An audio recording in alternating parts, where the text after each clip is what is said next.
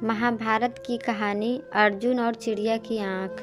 यह द्वापर युग के उन दिनों की बात है जब पांचों पांडव और कौरव पुत्र गुरु द्रोणाचार्य से अपनी शिक्षा ग्रहण कर रहे थे।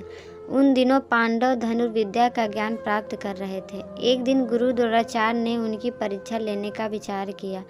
परीक्षा के लिए गुरुदेव ने पांचों पांडव युधिष्ठिर, भीम, अर्जुन, नकुल और सहदेव के साथ साथ कौरवों को भी जंगल में बुलाया और एक पेड़ के सामने ले जाकर खड़ा कर दिया और कहा, शिष्यों, आज आप सभी की परीक्षा का दिन है।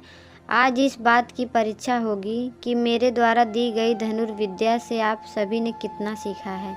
इसके बाद गुरु द्रोणाचार्य ने उस पेड़ की तरफ इशारा करते हुए कहा, वहाँ देखो, उस पेड़ पर एक नकली चिड़िया लटकी है। मैं चाहता हूँ कि आप सभी एक एक करके उस चिड़िया की आँख पर निशाना लगाएं और तीर सीधा आँख के बीच बीच उसकी पुतली पर जाकर लगना चाहिए। क्या आप सभी समझ गए?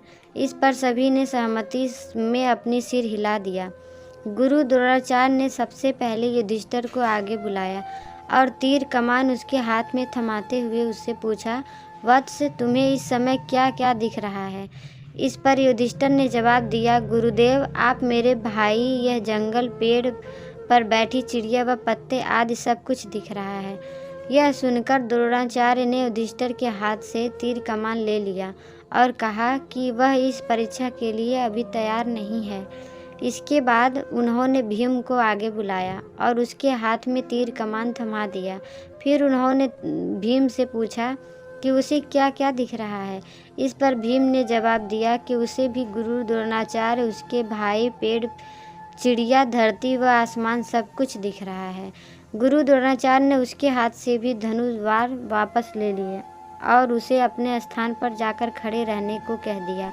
इस प्रकार गुरुदेव ने एक एक करके नकुल, सहदेव और सभी कौरव पुत्रों को बुलाया और उनके हाथों में धनुष बाण थमाते हुए उनसे भी यही सवाल पूछा।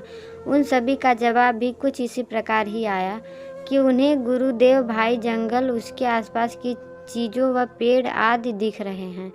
इन जवाबों के बाद उन्होंने सभी को अपने अपने स्थान पर वापस भेज दिया। आखिरी में अर्जुन की बारी आई। गुरुदेव ने उसे आगे बुलाया और धनुर्बाण उसके हाथ में दे दिया।